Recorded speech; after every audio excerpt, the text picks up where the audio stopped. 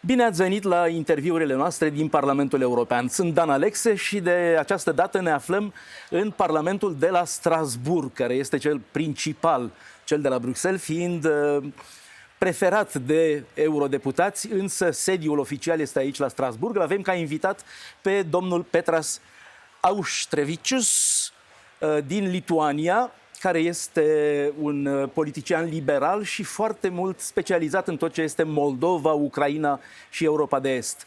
Thank you, Mr. Auštrevičius, for being our guest here. Bună ziua!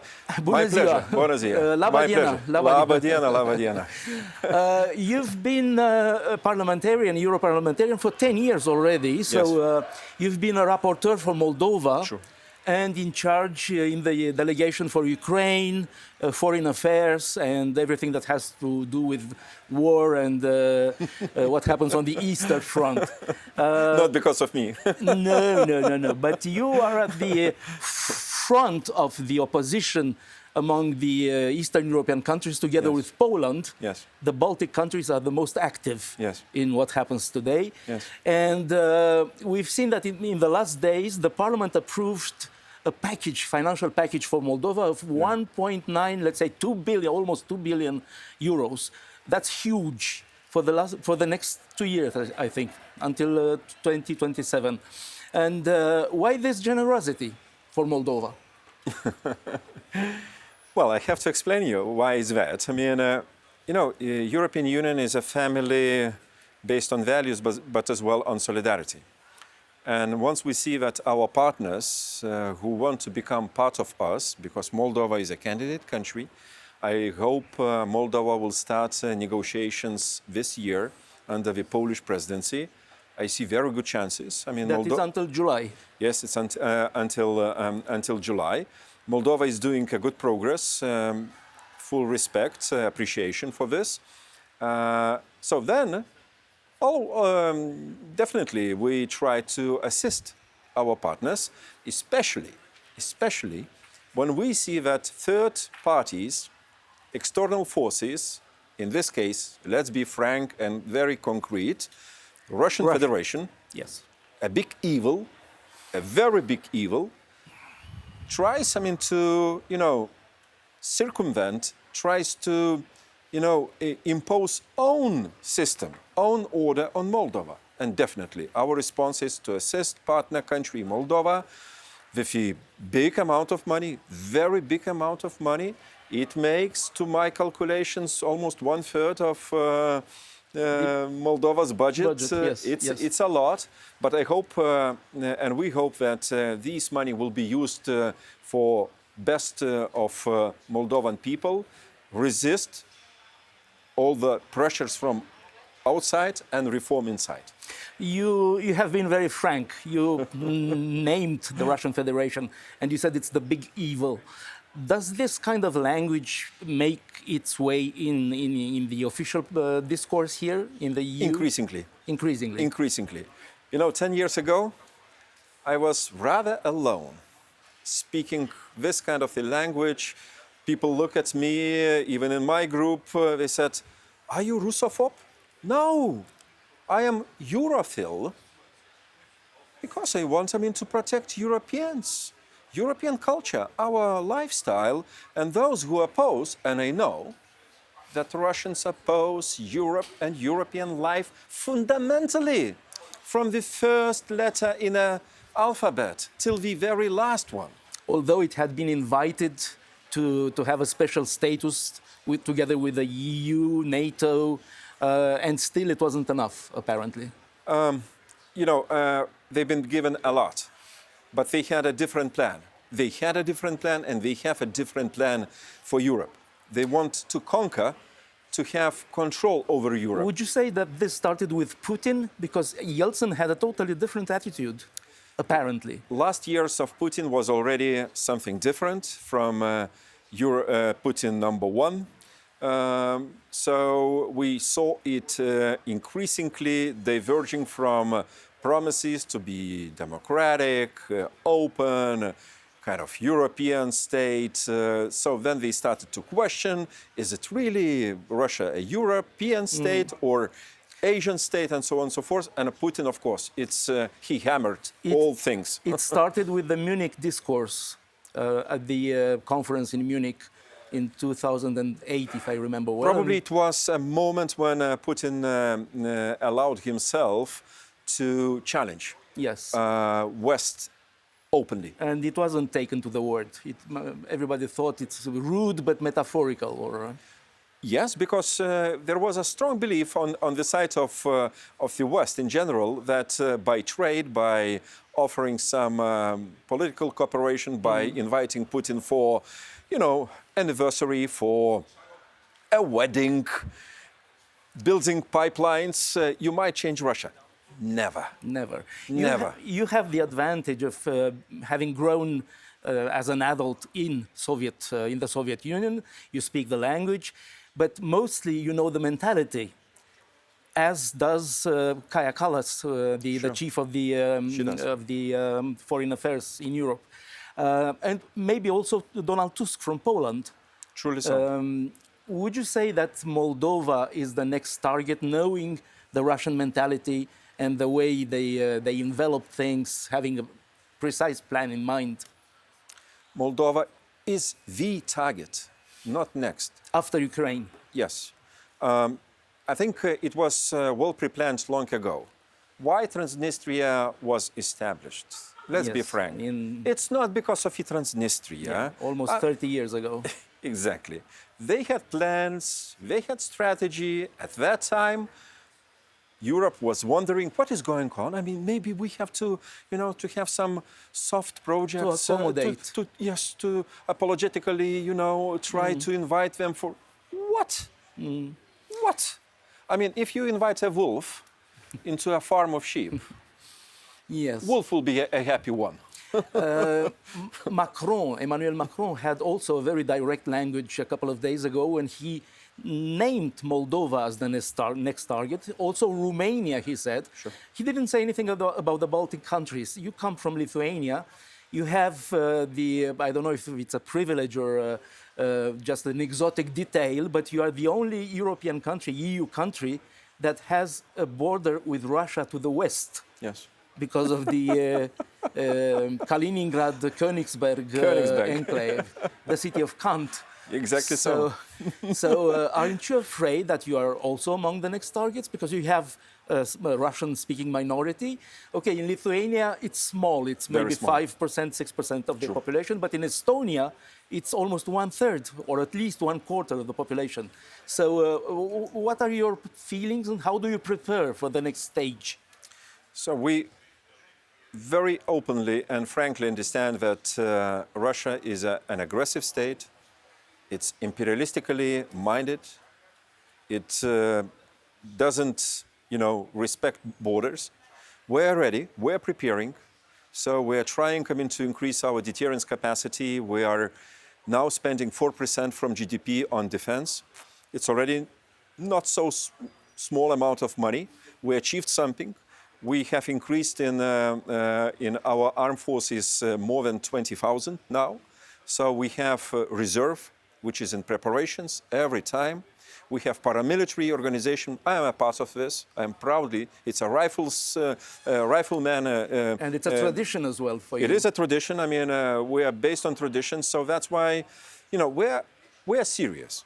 We're serious because we know that Russians are trying sometimes by hybrid way, by interfering into the domestic affairs from time to time. You see some candidates begin speaking like, being promoted in Kremlin. So we are serious about this. And we have, collective defense union. NATO and the European Union. European Union is, of course, different, but still. And, it depends from what direction you see at Königsberg. I think Königsberg is surrounded by the European Union and NATO. Yes, but there is also that weak link, which is called the Suwałki corridor, which links Königsberg, Kaliningrad to Belarus, separating Poland from Lithuania. Yes. And this is something that the Russians would like to have a territorial continuity.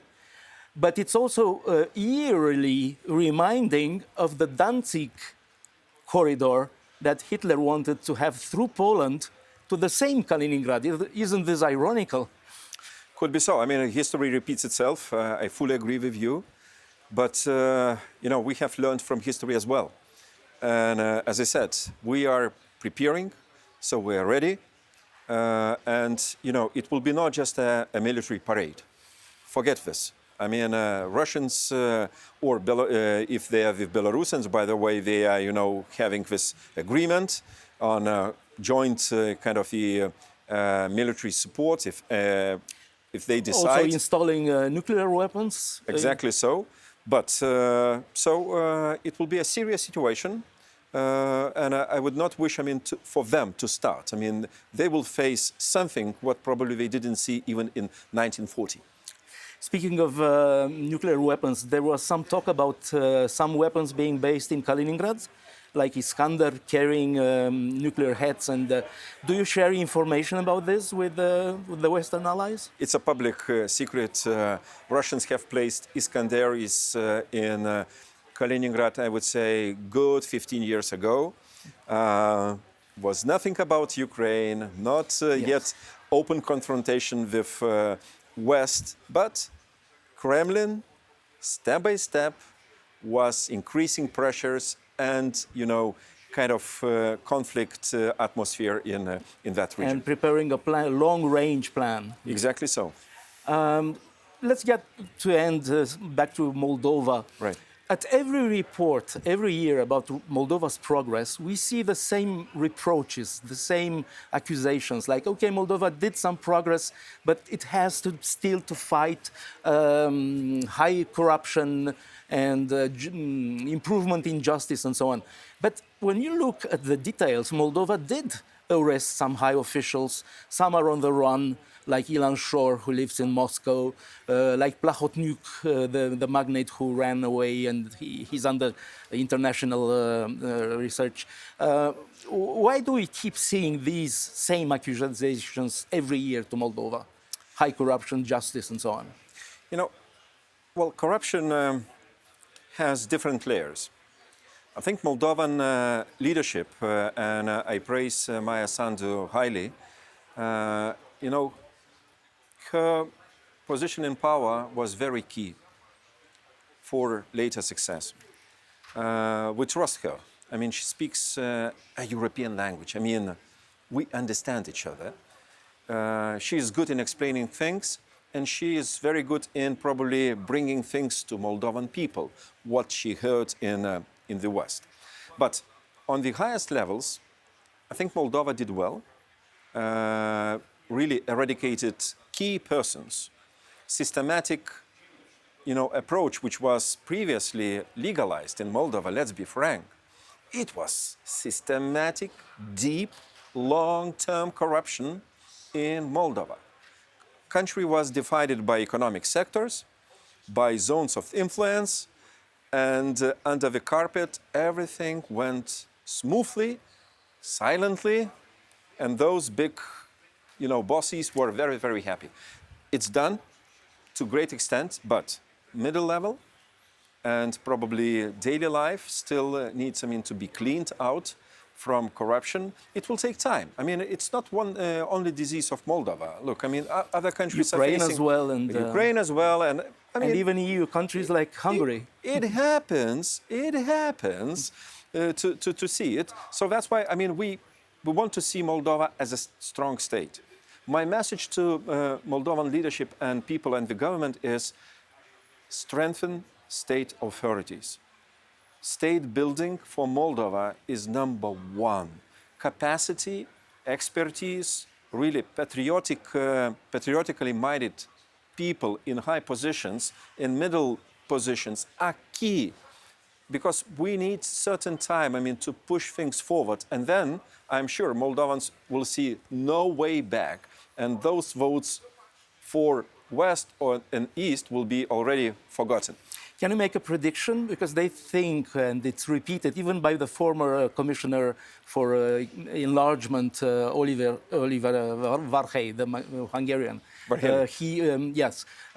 He spoke about 2030 for Moldova as the year of joining the EU. Do you think it's realistic? I can tell you that incoming enlargement, there are 10 countries. We joined with the Balkans. With the Balkans, I mean, Eastern Partnership, Eastern Europeans. Armenia now is Georgia coming. and Turkey. Well, with Turkey, let's keep it a bit aside. But South Caucasus still can produce more candidates, Eastern Europeans, Western Balkans. It will be probably different accession and enlargement than it was before. I see longer, probably transitional periods. It might start in 2030, might start. Well, it might take some time, maybe 2, 3, 4 years to join finally. But you know, I think this is indeed important, I mean, to see a final date, but to begin it, even more important. Because countries' transformation, reforms and integration into the European Union, it's like, you know, we can speak about, you know, clean lake within the desert, I mean, for desert people. An oasis. And they will listen to you, really? A lake? A what? Mm-hmm. But it's better, I mean, to jump into the lake and to, you know, to kind of witness it and to feel it. So that's why once Moldova is in this clean European lake, it will be different. I mean, you will control yourself and you will transform yourself with a different speed, absolutely different speed and possibilities. So that's why better to begin as early as possible. So final date, I mean, kind of to receive a passport, time will decide. If we end on such a metaphorical, a little frivolous image, do you know that we share, Moldovans, Romanians, and Latvians and Lithuanians, the same kind of folk music, which is called dainos. Daina in Latvia and doina in Romania. Ah, doina. Yes, we have the same. Yes, it's for sadness, war, melancholy, and it's called doina in Romania. Doina, but it's more melancholic and sadness. Yes. No, for us, daina means all kind of songs. Popular folk. Popular, yes. I mean, it might be popular pop songs and folk songs. So I'm sure we will sing very happy songs together. Speaking of Indo-European roots, because your name ends in us, and many other names end in as, like in Latin, or the only country that has this today is Greece and Latvia. What would be the Lithuanization of Donald Trump's name? Because I remember when Bill Clinton came to Lithuania, the newspaper was saying Bilas Clintonas. Clintonas? How would you say Trump? Trumpus. And Elon Musk? It might make a headline in Washington Post. But they called him Muskus. Muskas. Donaldas Trumpas. Donaldas Trumpas. This is great. But interestingly, Trumpas, it's written from Trumpas, means trumpas. It's a short. A short. Short. A short thing. Oh, okay, small. No, short. Not a small, but short. Yes, at length. Okay. So. That speaks for itself. No translation into English. No. Thank you, Mr. Petras Auštrevičius. Thank you so for much. being with us today. I am Dan Alexe. Vă mulțumesc pentru atenție. Este domnul Petras Auštrevičius, un mare prieten al Moldovei, europarlamentar european liberal. Vă mulțumesc pentru atenție. Atenție.